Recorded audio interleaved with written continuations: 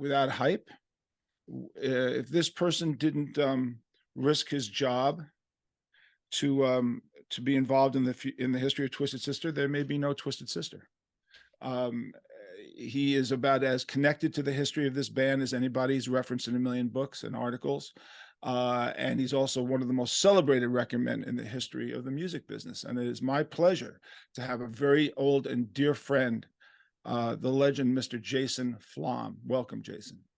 Thanks. It's great to be here. I mean, that's that's what everybody says, but it really is great to be here because of the amazing history that we share, which is now well over 40 years ago that we first that fateful night in Poughkeepsie when I first saw the band, and life was never the same again. Yeah, man. How old were you that night? Do you remember what year it was? It Yeah, was I do remember. It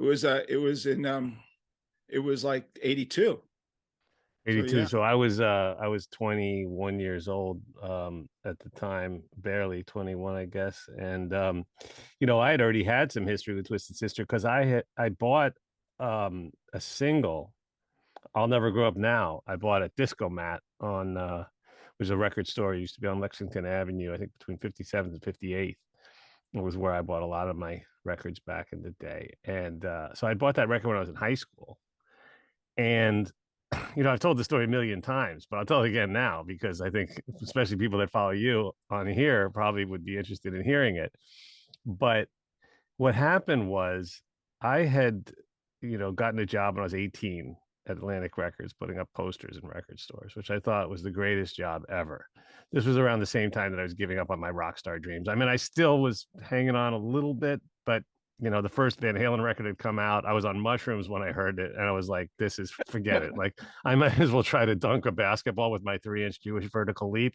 It's never going to happen for me. I can practice all day long, and I did. I used to practice all the time, but I realized the futility of this pursuit around the same time that I got this trainee job at Atlantic Records. So I was making $4 an hour. They're giving me free records. I was like, this is the greatest job ever. Smoke weed all day, run around with a staple gun and some double-sided tape, put up Zeppelin posters, AC/DC, Foreigner, Chic, Sister Sledge. It was great.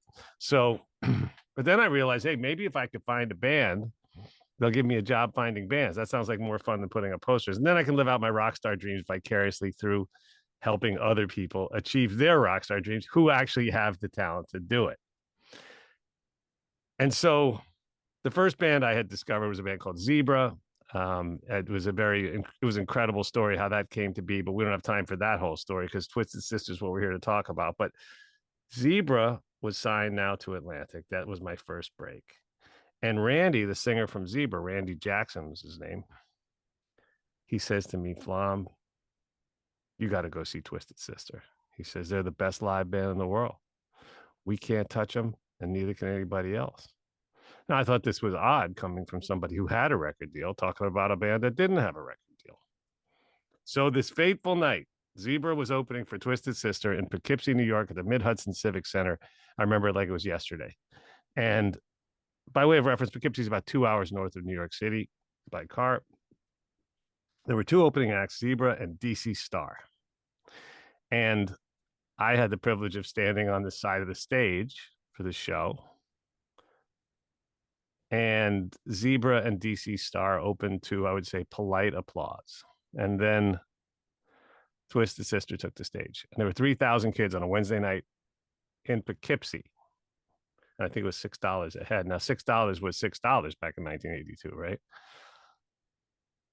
And again, I've told this story so many times, I'll never forget it. So Twisted comes on stage, and the place is on fire, right? I mean, people are freaking out.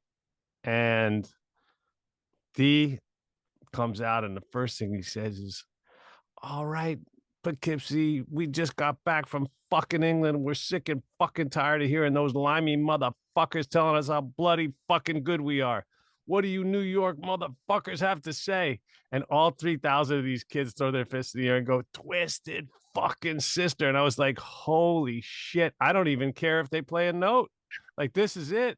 My future is, I've seen the future of rock and roll. This is it. Doesn't matter. And so the show was incredible. there was a bunch of craziness going on that night. I drove home with one of the guys in the band. I don't know if it was Oh, you. you drove home with me. Before we go any further, let me just a little bit backstory because we're going to talk about that conversation in the car. Okay. Yeah. Because that was you and I drove back. I was in the car with you. So this was early December of 82. About 1 year earlier, we were in Poughkeepsie and we got signed to Secret Records. And it was our Hail Mary pass because we'd been, as you know, frustrated 10 years, no record deal, no record deal, no record deal. And Martin Hooker from Secret flew up and, he said he was going to sign the band. And as we've told the story a million times, none of us believed it, but we did get signed. But this was the last Hail Mary pass for the band because for me, it had been like 10 years and I had really gotten to the point where maybe we're never going to get signed. Okay, so we'd been rejected, turned down by absolutely everybody, including your label, as we all know. And Martin Hooker threw us like, it was a Hail Mary pass. He signs us, and lo and behold, we make this record Under the Blade. And we're so proud that we finally made a record, and we come back to New York and we tell everybody we've made it. Thank you so much, only to find out on the eve of our European tour that the record label goes bankrupt. Now, at this point in time, after all the rejections, I thought it was over. Like I just said, there's no possible way. The last possible shot had been taken, and every record label in New York had rejected us, and Atlantic Records specifically, on a number of occasions, whether it was Reen Nally, who was at Atco, right? I think Reen was at Atco, correct? She had come out a couple of times, and she and Al Nally, I think, was involved somehow with Blackfoot, if I'm not correct. That's right. That's what I remember. Yeah. Right. Yeah. So Reen and Al were like, talking about it. And then Reen said to Mark Puma, Doug Morris has said no. So we heard this name, Doug Morris. Well, to be fair with Doug, every major record label had said no from every label. So it wasn't just him. It was Lenny Pizzi at Epic, and it was, Clive Davis, and it was, Donnie Ienner, and everybody had said no. So now here we are trying to figure out what the hell we're going to do. And we're still slogging along, playing. And we have this date in Poughkeepsie. And I think we're at this point where we really don't know what we're going to do. And we put the show on for you. And we knew that our stablemates, because we were managed by the same management company as Zebra. Right. You were up there. And so I'm in a car with you. And you are like, just, man, wow, holy shit, man, JJ, don't worry, leave it to me. I'm going to go in tomorrow and we're getting this thing done. Don't worry about it. And I'm sitting there, and I'm 10 years older, right? And like my cynical self going, poor kid. No, like this poor kid, he's going to run right into a fucking brick wall. And here's the part I love about you. You really put your fucking ass on the line. Like I don't know if I've ever said this, although maybe I called you once. I think at one of our anniversaries, I just called you out of nowhere and said, I just wanted you to know that if it wasn't for you, possibly this phone call wasn't going to be made. I don't know if you remember that. I called you in the middle of Central Park one day. I was in a very kind of emotional mood, and it was one of our anniversaries of which I have a million of them, and I called you. And I said, this poor kid, oh God, I can't wait to hear this conversation the next day. And of course, you go in the next day to make your case, and what happens? So I get back. We got back late. I feel like we must have got back around 4 a.m. Yeah, 4 a.m. Sounds about right. And so, by the time I get home and get to sleep, I'm sure I'd been high the night before. And so, but I couldn't. I don't even know if I slept. I was so excited to go to the office and get this party started. I was like, this is going to be the biggest thing in the world. And I loved rock and roll. I was raised on, hard rock was my thing growing up. I mean, I loved Bob Dylan and the Beatles as well, but hard rock were my favorite acts. By the way, can I just ask you, had the Zebra album been released yet? Like had it come out at that point? Do you remember? I think it had, but I don't know the exact dates. We have to look that up. Maybe and it was a gigantic plus for you because the biggest first day sale in the history of Atlantic Records, correct? It exploded out of the gate, yeah. Right. So like kids had been waiting for years for Zebra to make a record. And don't forget, this is back in the early 80s. So there was no downloading. There was no recording. Basically the only way you could hear your favorite act other than calling a radio station and requesting it, which people used to do, in insane numbers for zebra was to tape it when it came on the radio. You'd have to get your tape recorder. I mean, it's so primitive thinking about it now, but that's what we used to have to do.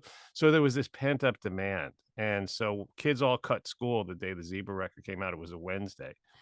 And they were grabbing it out of the boxes faster. People couldn't, the clerks weren't even able to put the price tag on the record. They were grabbing, they were buying multiple copies. And all of a sudden it was like, hey, this kid must know what he's doing. So they gave me a little office. And I think it had come out by that point in time. But regardless of that, I was still a 21-year-old kid with exactly one signing under my belt. And so I wander into Doug Morris's office that morning. Um, he had sort of an open door policy, or if not, I just walked in if the door was open. No one ever told me if there was a policy. He was the president of Atlantic Records, sort of a larger than life character. But anyway, I walk in on 2 hours of sleep and maybe a few cups of coffee and still something in my system from the night before. I don't know, but whatever. I wander into the. I'm probably exaggerating. I don't think I'd really been inebriated the night before, but I walked into Doug's office wide-eyed and probably looking half crazy, which you would in the circumstance, and so excited. And I go, he looks up from his desk and I said, I found religion last night. And he goes, what the fuck are you talking about? And I go, Twisted Sister. And he goes, get the fuck out of my office. And I was like, what? Like, I wasn't, JJ was expecting me to get that reaction, but I didn't know I was going to get that reaction. And he literally threw me out of his office. So I was like, and I remember that was the, I would bet dollars to donuts that was the exact verbatim. The whole thing was probably 15 words or whatever I just said, right? It's like, I found religion last night. That's what I said. And so now I'm a little confused because I'm like, Doug had actually been the person that taught me. He told me once he took an interest in me, when he saw I had sort of an eye for this stuff, he said, look, your opinion doesn't matter. No one's opinion matters in music business. What matters is when someone puts their money down for a piece of product, when somebody actually, like, that's important. And he was really the godfather of the research, branch of A&R, if you want to call it that, right? Which has now become, you know, a huge part of how the business works, for better or worse. He taught so many people. Of course, Monty and Avery Lippman were, people that learned from him, and they turned a label they started in their kitchen into the #1 label in the music business, Republic Records. I'm partners with them now. And they did it it wasn't just research, but research was, I think, a key element of their success. They are like data scientists and great music guys as well, and they're also great deal makers. So that's, that was Doug's thing. So I was really perplexed because here I have this research. There's 3,000 kids putting their hard money down on a Wednesday night in Poughkeepsie, New York. So what did I do? The next night, I decided to go see Twisted Sister again. And this time it was at the Fountain Casino in Aberdeen Township, New Jersey. So to give people some perspective on that, that's about 2 hours in the other direction, down near Atlantic City somewhere or something like that, right? So we're talking about a place that is, I don't know, 200 and something miles away from the place we were in the night before. And there were more people. There was 3,700 people there that night. I think it was the next night, wasn't it? If it, I have to look at my calendar. I don't know if Yeah, it it was was, something, but it was really very soon afterwards. And yeah, it was right around that period of I'm time. like, holy shit, it's the same thing here. Like, this is crazy. Like, this one comes with instructions, I'm saying to myself, right? Aside from the fact that I love the music and the whole spectacle, right? But you know, I had to figure out how the hell I was going to break through this wall. And there was no breaking through that wall. I mean, Doug, and I remember at the time, I don't know if I ever told you this, JJ, but there was a guy in the business. I remember, I don't know where he is today or if he's still around, but there was a guy, I'm pretty sure it was a guy named Stan Poses. Stan, if it wasn't you and you're listening, apologies, but I'm pretty sure it was him. And I didn't know him, but I knew he was a guy that people respected. He was sort of a generation or generation and a half ahead of me. I used to see him around the office with important people, And one day I ran into him in the lobby, 75 Rockefeller Plaza, where Atlantic Records was headquartered. And he puts his arm around me and he goes, "Kid, you're off to a great start in your career with the Zebra Band, but you're really making a fool out of yourself with Twisted Sister. You know, you gotta back off." And he was trying to be helpful. Like he was being, he was being like a mentor, which was kind of him. And I know he believed that he was giving me great advice. And in fact, he probably was, because I almost lost my job in the process of making a fool out of myself over Twisted Sister. So anyway, I used to go to when I would have dinner. Some nights my dad was home from work for dinner, and my dad was, a consummate deal maker and brilliant negotiator, and I would ask him, how to handle this, and he would give me different approaches to try to go back to Doug, but there was no getting anywhere, and it got crazier and crazier because I was doing the research, and the record had come out on Secret Records, and it was selling like hotcakes in the New York and New Jersey tri-state area. And I'd have all this research. And then WPLJ added the record. WPLJ 95.5 in New York City was one of the biggest radio stations in the country at the time. And they were playing, I think, Shoot 'Em Down, Shoot 'em right? down. Yeah, Yeah. yeah. Shoot 'em down was it? Yeah. Great song, Shoot 'Em Down, Shoot 'Em Down. And shoot 'em down to the ground. So I remember going to see Dave Glue. Dave was the general manager of Atlantic Records, which again, to me, is a low level Nudnik A&R guy making maybe 20 grand a year. He was borderline deity to me. I knew he was a guy who commanded respect. And I walked into his office and flipped the radio on. I'm like, "Dave, it's on the radio, man." Like, and he looked at me like, what can you do? I mean, Doug doesn't want what can you do? And I'm like, "Oh, shit." So one fateful day, 1982 was, I think, the worst year Atlantic had had in a long, long time, which had followed one of the best years we'd had in a long, long time. Yeah, because you had a 81, run with AC/DC, a ridiculous run with AC/DC from so 79 to 82. 81 was a year in which at one time we had Atlantic had 5 of the top 10 records on the chart, on the Billboard chart. It was that year, it was Rolling Stones, Foreigner, Stevie Nicks, Yes, and Genesis. All had huge albums that year. The next year, none of those bands released records. We didn't have another breakthrough.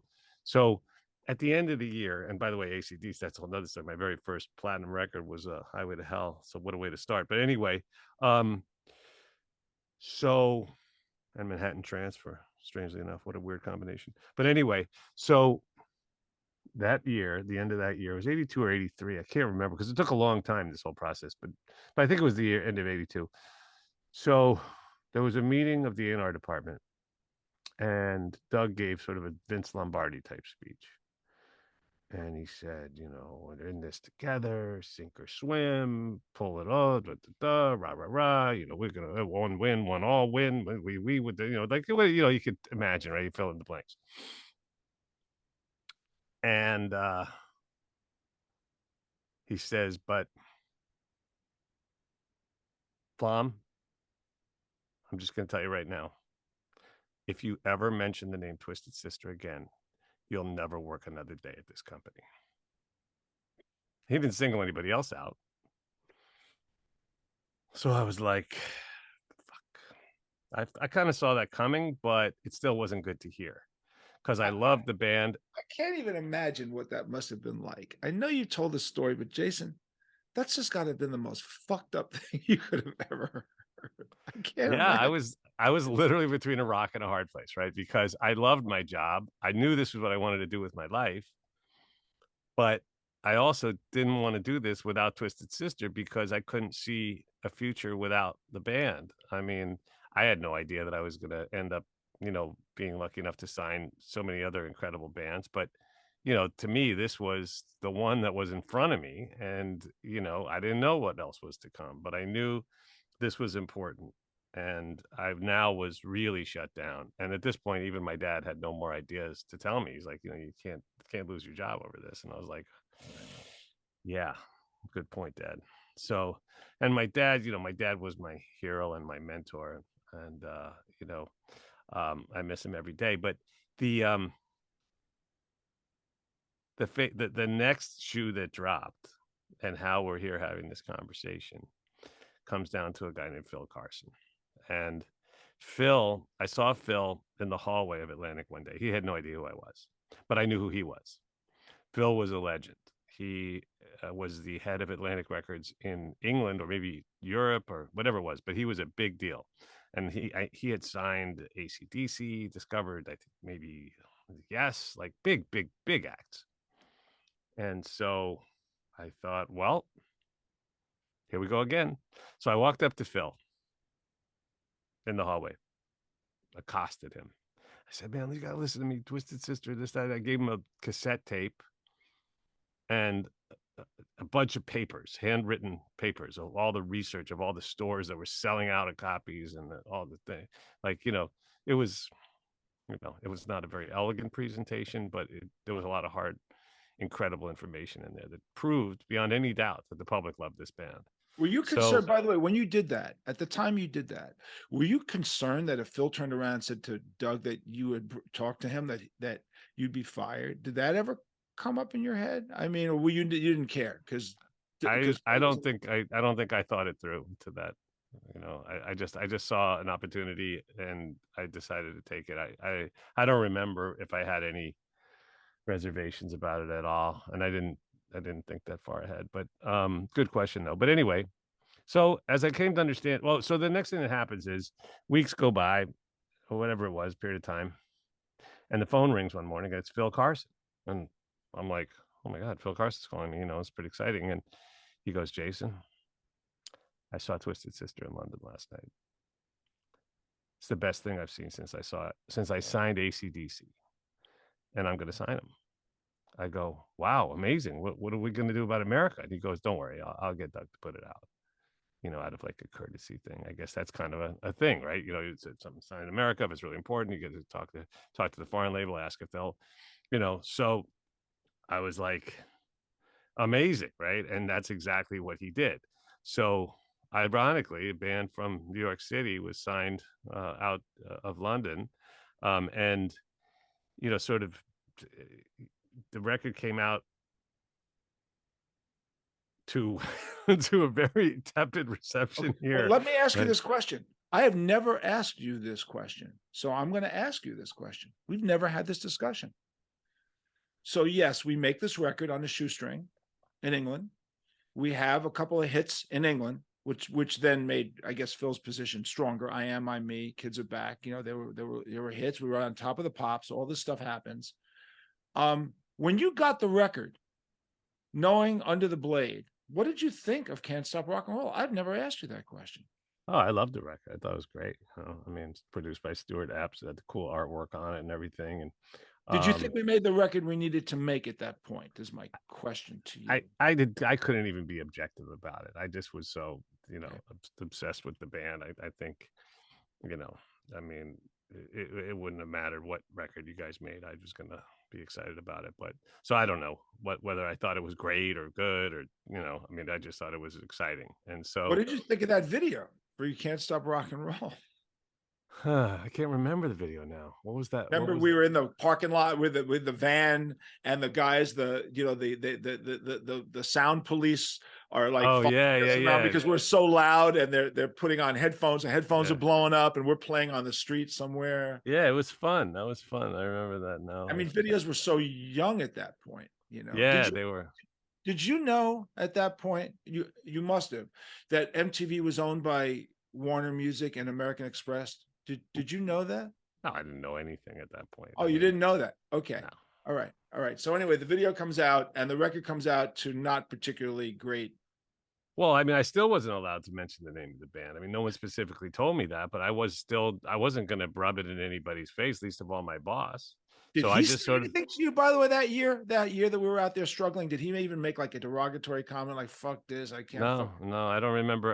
Again, it's a long time ago, but I don't remember him saying anything to me about it at all until, you know, and I remember hearing you talk about this. I can't remember where it was, but I remember hearing you give some talk about this period of time where you were talking about driving 17 hours to open for Blackfoot and Crocus and play like a 25-minute set. And like, but the band toured all over America, and the record sold about 100,000 copies, which may Right. not sound like a huge amount, but it was a significant amount back then for a band that literally the label totally ignored, right? It came out, the record came out like a CIA agent, as they say, right? It just like nobody was, why would it be a priority when it was clearly done as a grudging favor to Phil Carson by Doug Morris? But then, to his great credit, the president of Atlantic Records calls me in his office one day and says, "You know what? You were right, and we're going to break this band." To his credit, by the Yeah. way, he Oh, said yeah. exactly that to me. Yeah. He said to me, I was wrong. It was like Fonzie in Happy Days. I was I'm sitting across the desk from him. He says to me, "Do you have any idea how many records you sold in the last year?" This is the first time I met him. Patty Conti took me into his office. She goes, "JJ, you should meet Doug." I'm thinking, here's a guy that almost fired you. Do I want to meet this guy? And he said, and he pulls out all these telexes because there was no faxes in those days, So he pulls out a stack of telexes and he's reading them to me. Hey, Doug, Twisted Sister arrived, blah, blah, blah, blah, blah. How come no support? Steve Jones. Doug, Twisted Sister came to Cleveland, blah, blah, blah. Bob Clark. How come no support? This goes on and on and on, right? He's reading all these telexes to me. And then he reads it from Paul Cooper in LA. He goes, "Doug, Twisted played with Blackfoot and blew the place apart. Why don't I know about this band?" And then he pulls out one from Roger Desjardins. Was that his name? The head of Yeah. Warner's in Canada, Yeah. right? Right. And he goes, "Doug, Twisted just played at the Maple Leaf Gardens opening for Dio, blah, blah, blah. How come I don't know about this band? They blew the place apart." And he looked at me and he said, "I was wrong." He said, "You sold 100,000 albums with me doing nothing. If you give me," then he says to me, Jason, he says, "MTV, who owns MTV?" And I went, "No." And he goes, "Warner Music and American Express," which, by the way, is a true statement. This is not like hyperbole. It is true. And he goes, "We can do whatever we want on MTV. You give me the right video, I'll give you the right producer, and I'll make you the biggest band in the world." So yes, that's Doug's credit. Yeah, and to his credit, he also had a vision. And so he said to me, "I'm going to get Tom Werman to make the record." And Tom Werman was one of the hottest producers in the world at the time. He had a really extraordinary run. And not only did he have the Midas touch with Molly Hatchet, Ted Nugent, Cheap Trick. I think, did he do REO Speedwagon? I can't remember, but he did Motley Crue, Twisted Sister, and one more big one. Maybe it wasn't REO. There was one more big one that he did. And it was amazing because with all of those bands, he took them from like where Twisted was into, the stratosphere. And then in every case, except for Motley Crue, I think, after they parted ways with him, they no longer made hits. So he was doing something that was really extraordinary. And um, you know, he's so interesting too.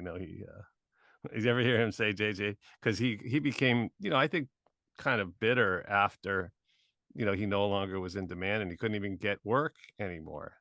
And he said this, it was relayed to me, I think, by his son. And by the way, when I say bitter, I mean, he's a great guy. He always had a sense of humor about it. He went into the hotel business successfully, but I think he talked about his career journey as being, who the fuck is Tom Werman? Get me Tom Werman. Get me the next Tom Werman. That was his And then basic. who's Tom Worm? Yeah, and then who's Tom Werman, right? It closes the loop. Right, closes the loop. So anyway, so Doug not only got Tom to do the record, which he did a masterful job on, but also he got Marty Callner to do the video. And Yeah, but let's just step back a second. You A&R'd Stay Hungry, didn't you? Well, yeah, I mean, right? I suppose you could say that, sure. I mean, you are A&R guy. Yeah. Now you're the guy, right? All of a sudden, you go from Pariah in Doug's mind to now you're A&Ring one of the most famous records in history. So let me ask you this question, which we've never spoken about. I can't believe it, but we never really did. When you started hearing the demos for Stay Hungry, do you have any recollection as to what you thought of the demos? No, I don't remember the demos coming in. I wish I still had them. I could go listen to them. Maybe I do, um, but no, I do remember that when the album was done and Doug told me that We're Not Gonna Take It was gonna be the first single. And I remember telling him that I was concerned about that because I was like, well, but what about the 100,000 like, hardcore Twisted Sister fans? They're not gonna like this. It's too like poppy. And he goes, fuck that. He's like, we're gonna sell millions. And I was like, okay, boss, whatever you say. I mean, I was in no position to change his mind anyway. Nor was I sure I was right. I'm still never sure if I'm right because in this business, you're never sure if you're right.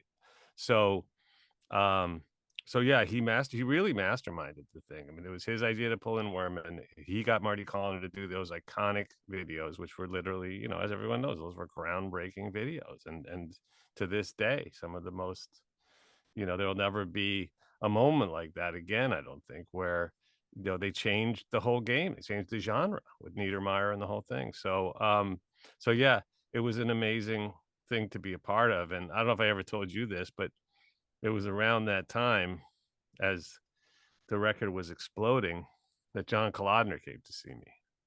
And John, for those of you who aren't students of the history of the music business, John was a legendary A&R person. He had been, he's the guy that you saw him in probably in some of the Aerosmith videos when Aerosmith made their comeback. He had the long beard. He always wore white suits. Like he was a John Lennon kind of a clone looking guy. You Yeah, know what yeah, I mean? yeah. He's really Very like, enigmatic guy, but very, very brilliant. And he came to see me, a high pitched voice, whatever. But he came to see me and took me to lunch at a place called Hatsuhan. I'll never forget that, on 48th Street. And he says, I'd like you to come work for Geffen Records. And I said, oh, wow. I mean, this was the first time I'd been offered a job by another. I think it was the first time Capitol had courted me as well. And you get 2 hits in the music business, you're a genius all of a sudden. And so I said, well, John, I appreciate that a lot. I mean, I really look up to you and respect the label, but I really want to stay here and, work at Atlantic. And I mean, in the back of my head, I was saying, I really just like the idea of going to Twisted Sister shows, getting a backstage pass. Like it was all new. And like, I was a wide-eyed kid and I was dumb. I mean, I should have negotiated. I didn't even negotiate. I was making nothing.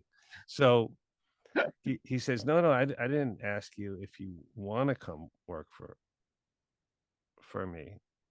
I just said, how much do you want to come work for me? He says, here's a napkin, write down the number, and then let's make a deal. And I was such a dumb kid that I just didn't even, and maybe it was a great decision. I don't know, but I didn't do it. I didn't fall for it. I knew what I liked, and I liked Twisted Sister, and I liked Zebra, and I wanted to sign the next one. And I thought I had a good thing going. And, and also, did you tell your dad about this lunch? You must have told him about this lunch, I right? don't remember, but I'll tell you this. I don't remember if I told him because he probably would have told me I was a nut, but or stupid. But I will tell you, and maybe I've told you this before. I gave the Stay Hungry Platinum record to my dad on the condition that he hang it in his office.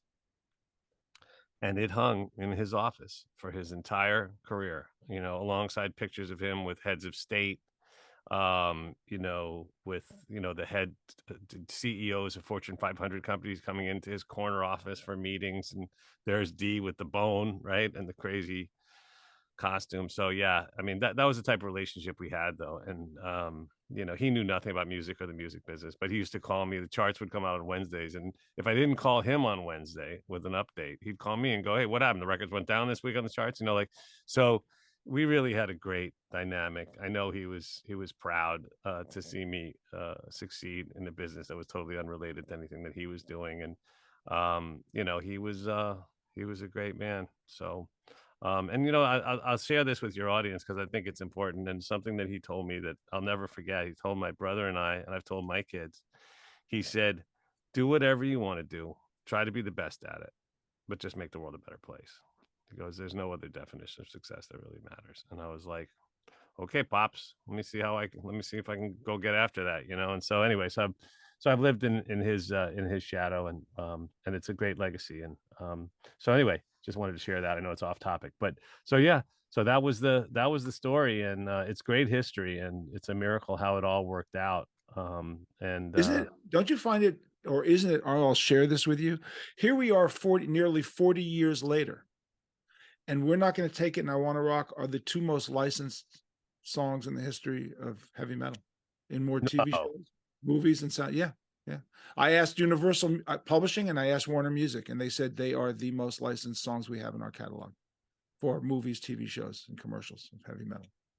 wow, I had Yeah. no idea. Yeah. I mean, I could say it hyperbolically because it sounds good, hey man, we're the big, but I asked him, so anybody, are we the most, do we have more licenses? They said, yeah, you get more licenses than any other Well, band. it's a good trivia So, question.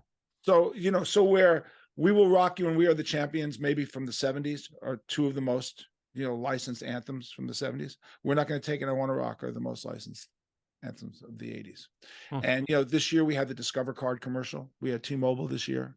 2 years ago we had Facebook. I mean, we've partnered with 145 corporations. Jason, do you know that?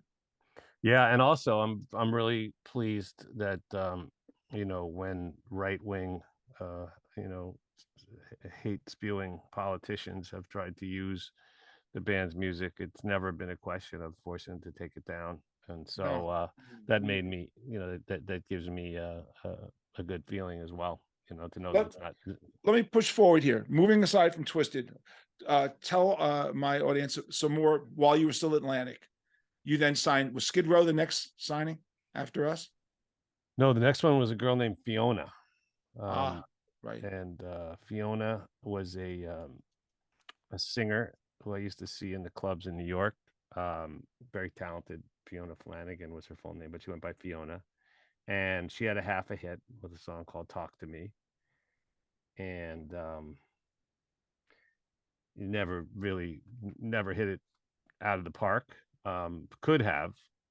In fact, it's sort of an unfortunate story that, and I won't name names, but when it came time to make her second record, I had found a song written by Billy Steinberg and Tom Kelly that I thought would be great, and she cut it. But then the producer of the record decided that he didn't like that song and took it off the record. And when I went into the studio to hear the record, it wasn't there, and I was like, "Where'd it go?" I think he didn't like me, and so he took it off to spite me or something like that. But that song was "How Do I Get You Alone," and of course, it went on to become a number one hit for Heart. Now, would it have been a number one hit, Fiona's version? We'll never know.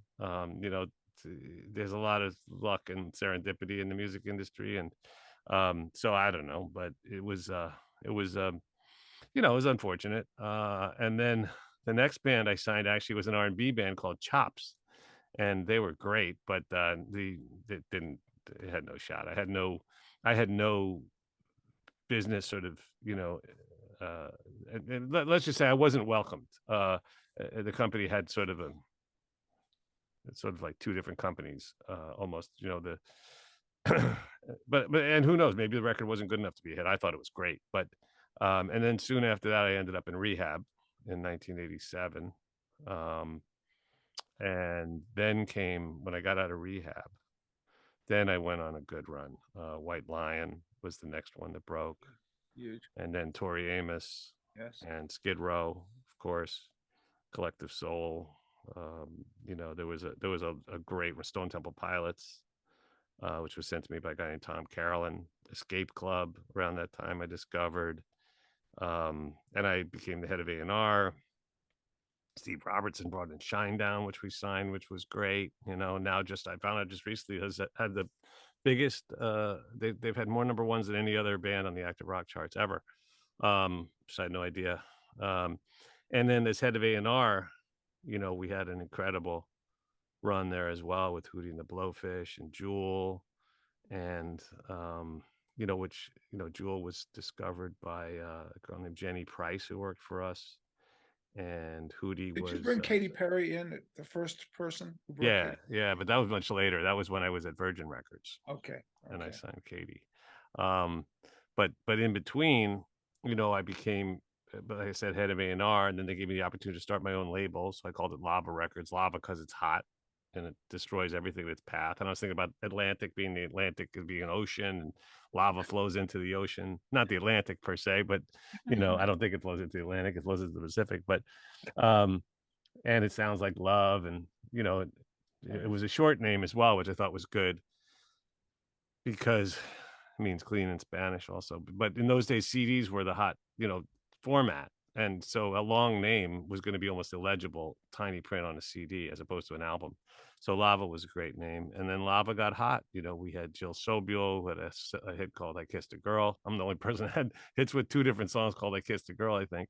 Of course, Katy Perry being the next one. But Lava, we had Civ and Jill Sobule at first, and then Edward McCain.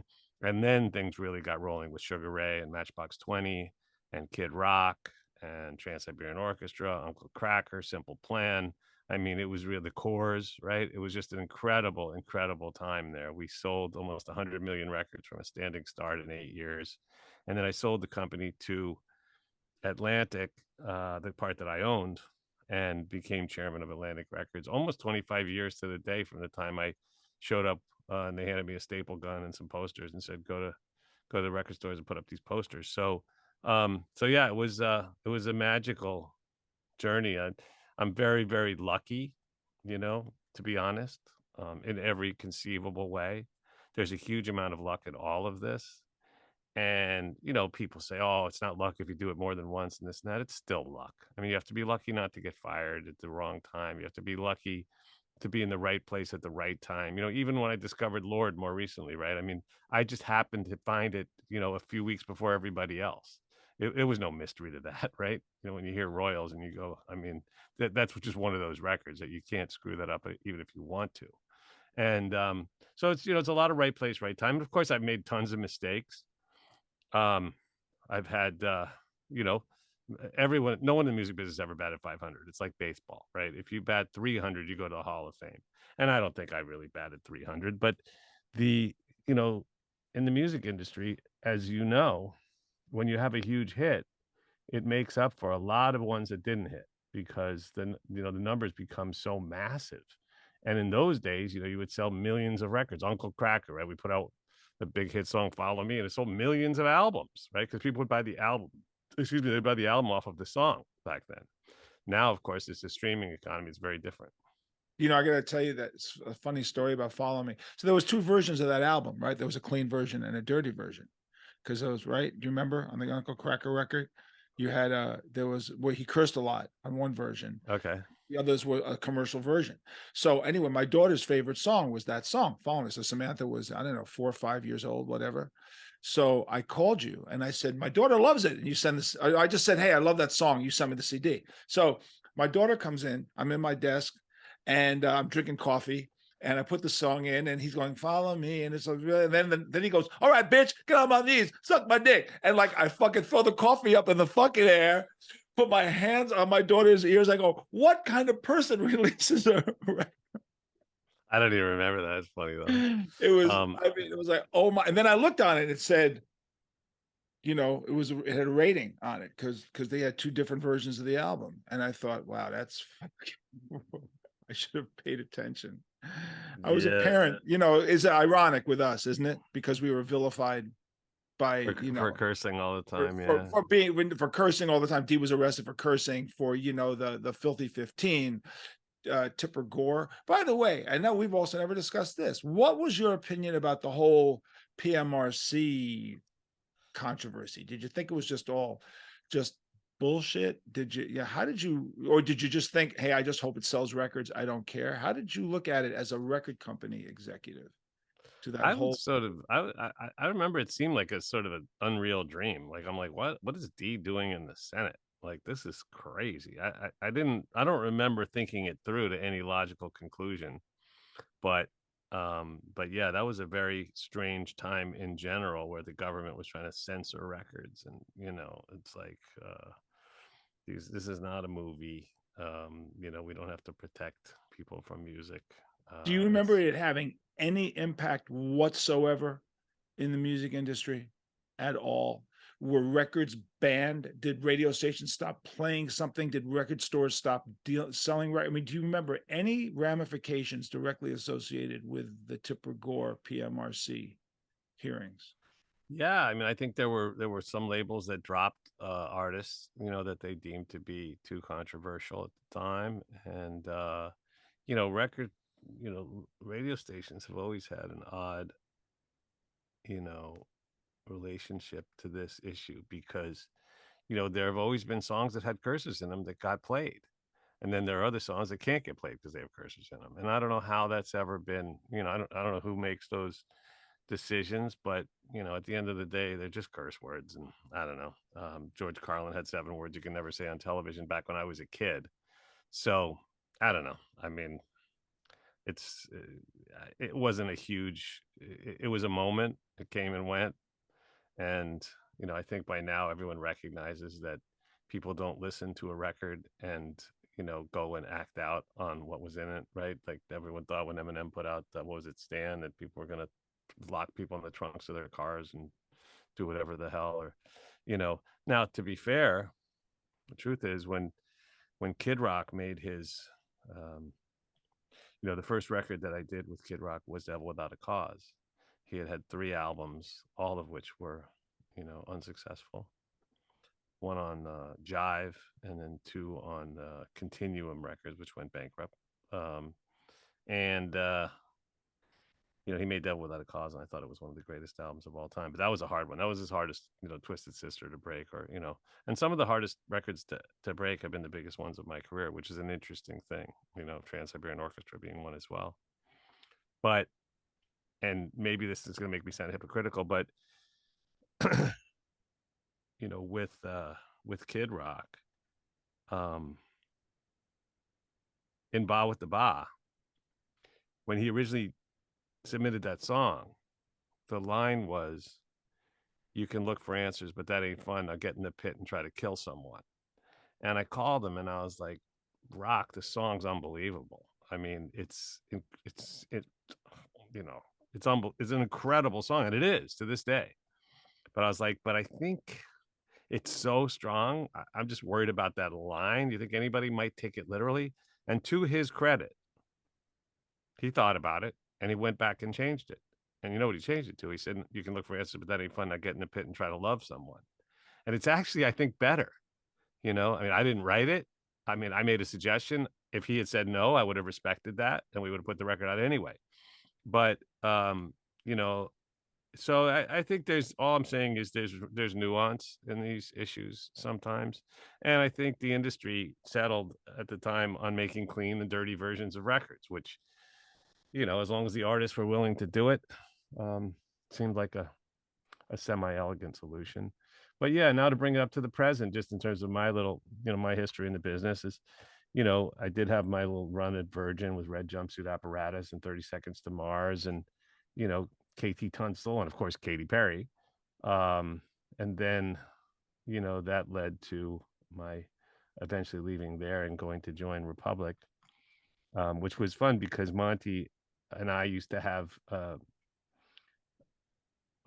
of a friendly rivalry, and it seemed like every time they were breaking a big one, I was breaking a big one, and vice versa. And so we would call up and compare notes once in a while. I don't know if people do this in other industries. Like, I don't know if the head of American Airlines calls the guy from JetBlue and goes, "Hey man, how you doing with the Sacramento route," or whatever. But all right. So, but this is the way it was, and I always had a lot of respect for him.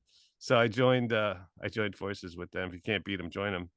And it's been good. We've had successes with Jesse J and Lord, of course, and Black Veil Brides and others. And now, of course, Greta Van Fleet is actually kind of full circle, because when you think about the sound of Zebra and the sound of Greta Van Fleet, it's almost like bookends to me of my career. Very different bands, but still both of them with that sound that I loved so much growing up. And so it's really exciting to see Greta and see kids experiencing, of course it's different, but experiencing that rock and roll joy that I experienced as a kid growing up. As an executive, someone who had so much success in the business and seemingly has gone from peak to peak to peak to peak. There was that one glitch when Doug left, and then you made a stand and stood with him, right? And that was that scary when you Oh left. yeah, that was weird. That was, I mean, that's, I'd forgotten about that until you just Yeah. mentioned it now. But You want yeah, to there just was, talk for briefly about that period, because because that says a lot about your character, and I just think you should. no, and it's interesting. I'm watching Succession now, and this is certainly not on the scale of that, but no, there was some corporate, you know, intrigue for sure back then. I think it was Bob Morgado or somebody was the head of Warner Music Group, which Warner Music Group owned Atlantic, but was the parent company, and then there was a whole conflict, um, and I don't remember the exact circumstances. There's articles you can read about it if you're actually interested in that sort of, you know, aspect of the business. But yeah, there was a, you know, there was a moment when you kind of had to pick a side, and it was a, it was kind of like a mutiny, I guess. And a number of us executives chose. There was a fateful meeting actually at my cousin's house on Central Park West, where we sort of, you know, we sided with the music guy, I guess you could say, against the corporate guy. And yeah, it didn't have to work out well. And again, when I say I'm lucky, you know, the music business it chews people up and spits them out. You know, you look at some of the most legendary A&R people and what's become of them, and you know, some of them have gone on to incredible careers and success after success, and others have faded away and not had, you know, and you know, we're sort of not in the best of ways even after incredible runs. And so, you know, I again I I can only give credit to the artists. You know, I mean, without you guys and your talent, we don't, there's nothing we can do, right? I mean, at the end of the day, the music is it. And we're facilitators, and it's fun, and it's, you know, sometimes glamorous. People think it's glamorous. Most of the time it's not. Once in a while it's fun. And you know, now today it's interesting because, as you know, I spend a very significant percentage of my time working on criminal justice reform and Yeah, getting, the Innocence Project, which we're going to definitely discuss. yeah. And The I have one funny story that, you know, or I don't know if it's funny or poignant or what, but I had an interesting moment about 4 or 5 years ago. As you know, I host the podcast Wrongful Conviction, which has just crossed 50 million downloads total. So very exciting, but, or streams, whatever you want to call them. And, you know, on the show, I interview people who are wrongfully convicted and shine a light on their cases. Many of them are still in prison or on death row, and then others have been already exonerated, freed. And their stories are absolutely breathtaking, because if you don't think this could happen to you, it could happen to you. And that's one of the takeaways from the show. But, and we've helped to free a number of people just by bringing attention to their cases. But the one story I was going to tell is about 5 years ago. I was on death row on a Monday in Texas, visiting a guy named Rob Will, who's an innocent man, who's been in for almost a quarter century on death row. Brilliant guy, incredible painter, poet, thinker, just a really, in spite of the fact he came from as bad of a background as you could have. Um, and so I spent 4 hours with him on death row that day. And then I got on a plane to fly to LA because it was the week of the Grammys, right? So these days we spend the whole week out there. Remember, it used to be like one party or two parties, Clive Davis's party, and then you go to the Grammys, you go home. Now it's like a whole week of events. So I went out there for the week, and I ended up on Sunday with my son Mike, sitting in the front row at the Grammys. And I had this moment. I was like, "Holy shit, what a week from death row to the front row!" I mean, like, juxtaposition is an important principle of life, and it doesn't, you know, it doesn't, that was a powerful juxtaposition for me. And again, it pointed out how lucky I am, because, but, you know, I'm an atheist, but there, but for the grace of whatever you believe in, go I, because it could be, you know, I see that in these cases of the people that I work on, that it could be me, you know, wrong place, wrong time, born in the wrong zip code, whatever it is. And you could be in Rob Will's place on death row in Texas, where there's a heat wave coming and there's no air conditioning. Where, when, how did this come into your purview? The Innocence Project, and why that of all the projects you could devote yourself to? The whole thing started because of an article I read in 1993 crazy enough. I just happened to be on my way to play tennis. I used to like to play tennis, and I was looking for something to read in the taxi because there was no phones back then or Instagram or whatever you do in the taxi these days. And so I went to buy the New York Times at a newsstand, but it was sold out. So I bought the Post, which I never buy. And that's why would I ever buy the New York Post? But anyway, but I did because I was meant to that day, apparently, right? Serendipity being what it is.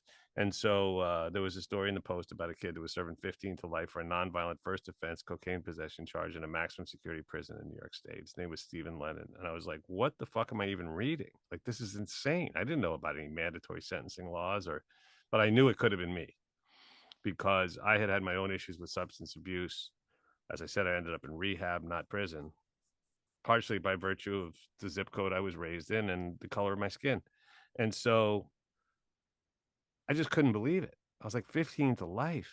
And of course, you know, maximum security prison. I mean, let your mind go there. And it's like, what the fuck?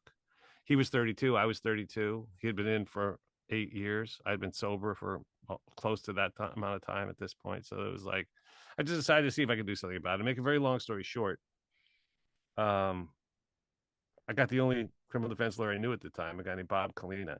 He represented Stone Temple Pilots and Skid Row, and they used to get arrested, which was kind of weekly back then, right? It was either Weiland or Sebastian Bach getting arrested. Um, that's a slight exaggeration, but you know. So I had Bob on speed dial, and I got him to take the case pro bono, even though he said it was hopeless. And we ended up in a courtroom in Malone, New York. About 6 months later, they bring this kid Stephen in shackles, and legs chained together, hands chained to his waist. I was like, I thought this guy's a non-violent first offender, and why are they treating him like a serial killer? But you know, and the judge looked like Ted Forsyth. I was like, this is not going to go well. I knew nothing about the law back then, but I was like, this doesn't shape up good. The drug case, old guy with white hair. But the arguments go back and forth. I have no idea what's going on. I had a mullet and purple Doc Martens back then. You know what I'm saying? It's like I had no idea. And the arguments go back and forth, and the judge bangs the gavel down and says the motion is granted. And I'm sitting there holding the kid's mother's hand, and Bob, the attorney, rest in peace, comes scurrying over in his suit, and he says, "I was like, Bob, what happened?" He goes, "We won." And I was like, "What?" He goes, "We won." And I was like, "Get the fuck out of here! That's incredible." So I was like, "Holy shit! I have a superpower. If I can get this kid out of prison, then I'm going to go get more people out of prison, as many as I can for as long as I can." And so I've been doing it ever since. So from that point, I joined an organization called Families Against Mandatory Minimums. I was the first board member there. And then I learned about the Innocence Project soon afterwards. And I saw something on TV about a death penalty case where a guy had been convicted and sentenced to die, had an execution day coming. And these two guys, Barry Scheck and Peter Neufeld, the founders, had found DNA and had it examined. And sure enough, it proved that this guy was actually innocent, and he had been not only had not been executed, he had been freed. And I was like, "Oh my god, I didn't realize we execute innocent people in this country." Like, I can't believe I didn't realize it, but now I know it all too well.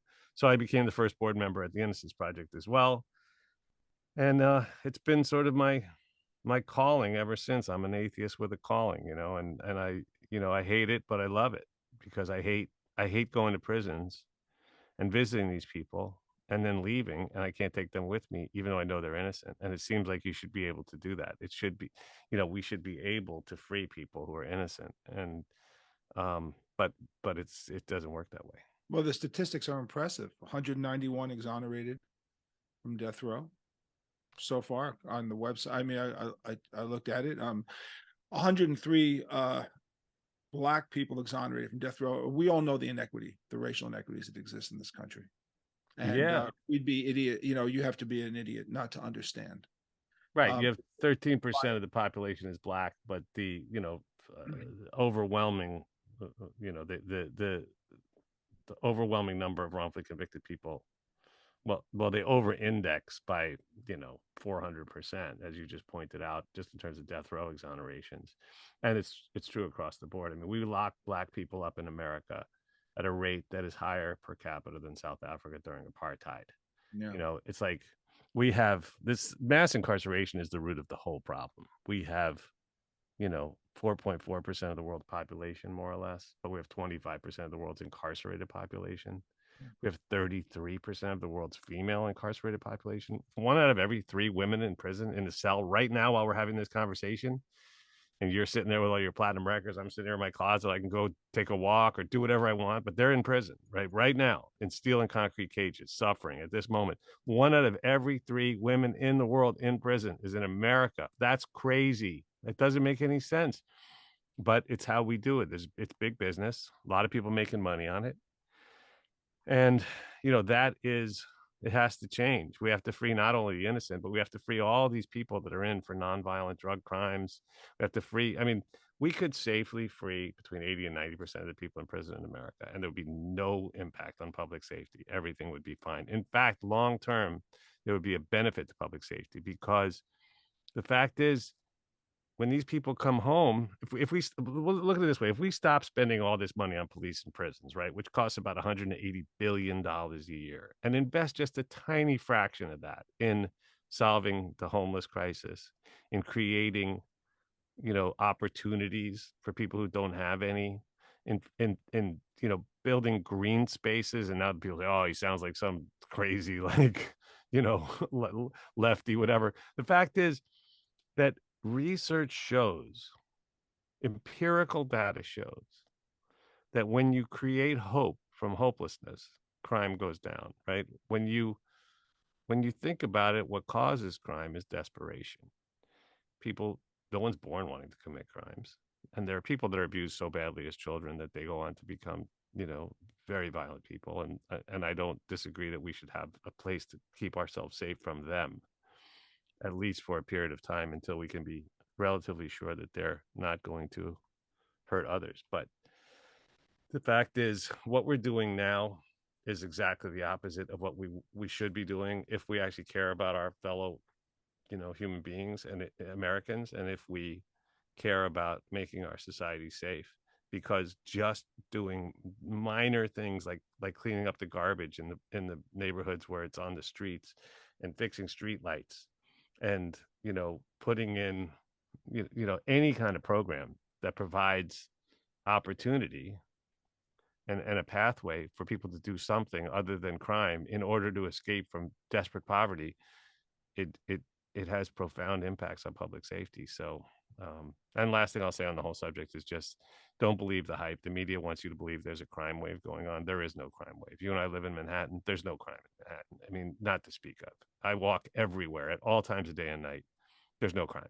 I've been here for 62 years. I'm born here. I'll die here in New York City.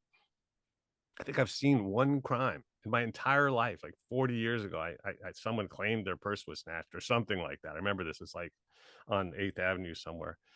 But, it's like New York is now currently ranked, I think it's the 9th safest city in the world. But if you believe the media, it's Mad Max, but it's not. And it's No, all just hype. I'm born and raised in the city. I was involved in an armed robbery in my building in 1963. 63. Wow. 63, I had a gun put to my head in an armed robbery. In my lobby, a jeweler, a rabbi, diamond dealer, came into the building. He lived in the building, Rabbi Foxman, and I'm standing in the lobby with the superintendent's son and a tenant named Herb Hamburger. We had a hamburger and a Frankfurter, by the way, both living in the building, but that's Incredible. another story completely. But I'm standing there, and all of a sudden, these 3 guys run into the mailroom and they start beating this old man on the head with gun butts. And I'm 10 years old, and one of them saw me and ran up to me and said, and put a gun to my head and said, "If you scream, I'll shoot." This is 1963, or late 62. I was 10. And I freaked out and screamed. I screamed bloody murder, and he could have killed me, I guess. But the bottom line was these guys cased the building, and they knew when the super was going to be downstairs, and they knew when this guy was coming in, and they beat him almost to death. Had I probably not screamed, they probably would have beaten him to death. Bottom line is, when people talk to me about crime in New York, I go, well, 1963. I can talk about that. I can talk about, maybe in the 70s, but you're right. It is overhyped and it's all politicized. And we know it's all politicized. We know exactly how to gin up the wrong base to do that. And that is a discussion for another time, because that can just go on and on and on. Yeah, we don't have time for that. No, for sure. Yeah, we don't because I had you on this show because I wanted to thank you, by the way, not only for being a part of our history, and also following your incredible history, but also to tell people who don't understand this business that the music business is a tough business and the business can spit you out. But sometimes there's relationships in this business that matter. And because of the relationships we had with you and the relationships we had with Tony O'Brien and the relationships we had with Phil and with Amit, when the band stopped playing and our deals changed and we renegotiated, you were responsible for giving us back 4 of our masters, which never happens. I mean, for 20 years, you were part of the architect that gave us back 4 of our masters to be able to license to other companies to make money. I have spoken to a million artists who said to me, that never happens. What label ever does that? They never fucking do that. But you know why they did it? You did it. Tony O'Brien did it. Amit did it because of relationship with Phil. The 4 of you guys got together. I don't know if you remember those conversations. I remember that the period of time that happened, but it never would have happened without you guys doing it. And because you guys did that, you set up a precedent for us to allow us to renegotiate consistently. And this is why our royalties are as strong as they are. So we benefited over the long term in ways that most people don't because we maintained relationships. And those relationships matter. They really, really did matter. And I think that there was a mutual respect going all the way around. So I want to thank you for being a piece of that, because if you didn't, it wouldn't have happened. At the point you were president of Atlanta, you could have done anything, but you did the right thing. And I really do appreciate that so much. And so as a formal thank you for that. And also, here's one, I guess, last thing, because I've taken up your time and it really has gone overboard. And I appreciate that, because I know you're busy and you have meetings. But I'm always asked by young musicians, hey man, how do you get in the business and all this stuff? And I'm cynical about it. I'm cynical, really don't ask me, figure it out on your own. How much more difficult is it these days for an artist to get a deal than it was 40 years ago? Well, before I say that, I want to thank you also. I mean, it means a lot to me to hear these, to know that I had an impact, a positive impact on you guys, and you've had such a positive impact on so many. Twisted's music has brought a lot of joy to a lot of people, and that makes me really happy. And I'm really just humbled to know that I have a part in that story.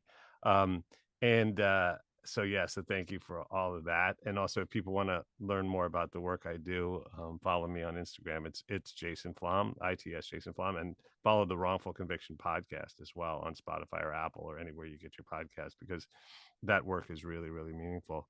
And we need you to become more aware of this. But the stories themselves are also breathtaking, amazing. And by the way, you'll probably love our new podcast, The War on Drugs. JJ. You got to hear that thing; it's amazing. But anyway, so to answer your question, it's hard to answer that question. I mean, it's always been hard to get a record deal. You're living proof of it. I mean, that story, it couldn't have been harder for Twisted Sister, but these days it is a really daunting thing. It's harder than ever to break, I think, in the music industry.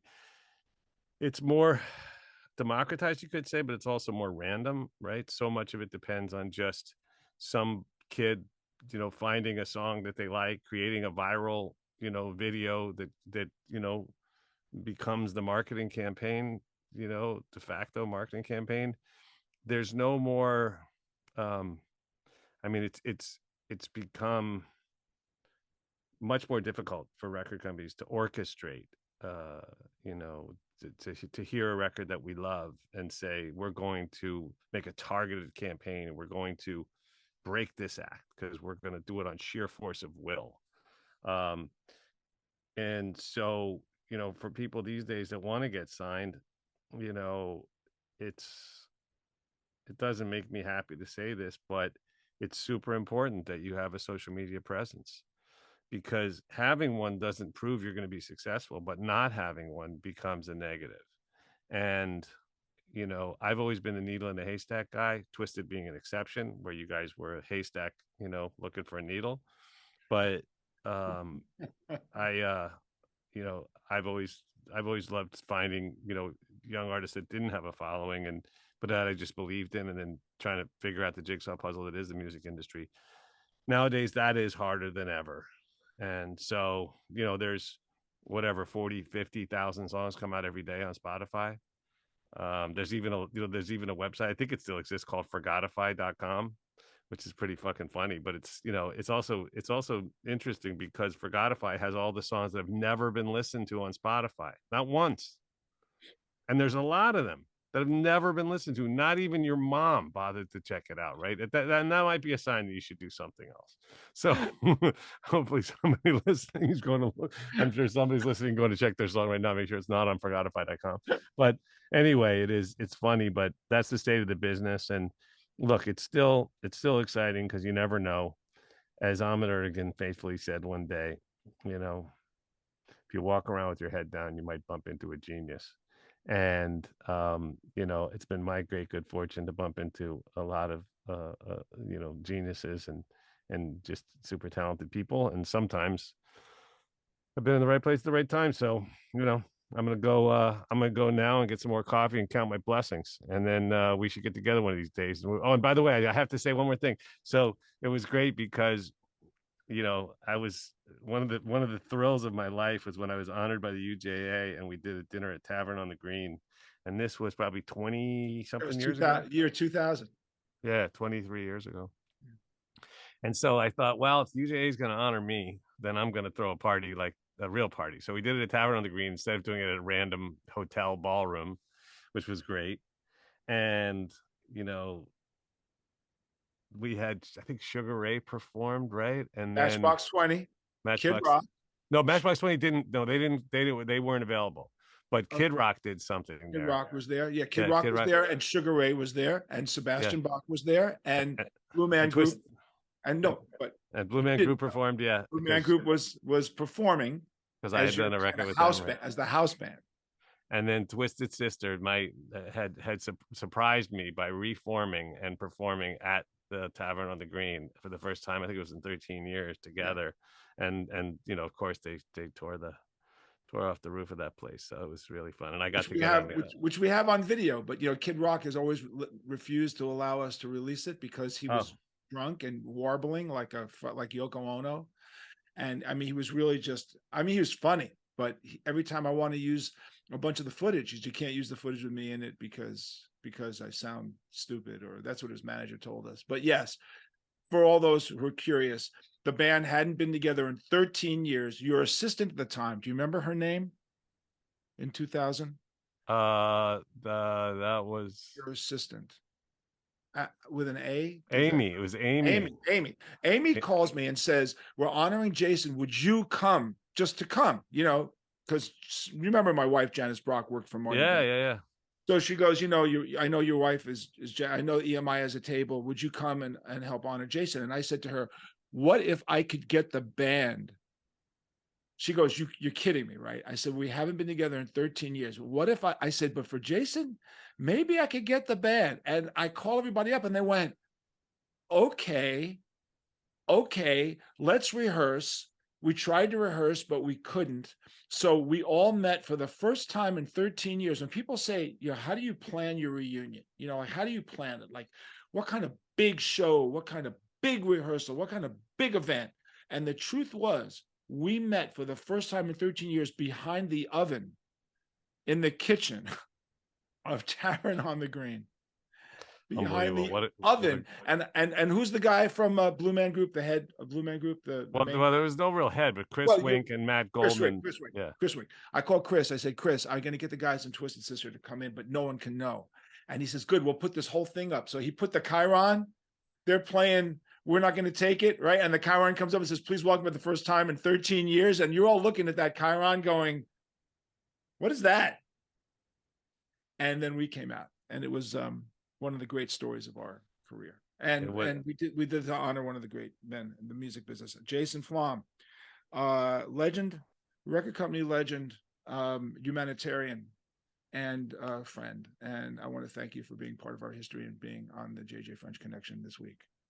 Right back at you. Follow me on Instagram, and I'll see you guys out there in cyberspace. It's Jason Flom, and follow the podcast, Wrongful Conviction.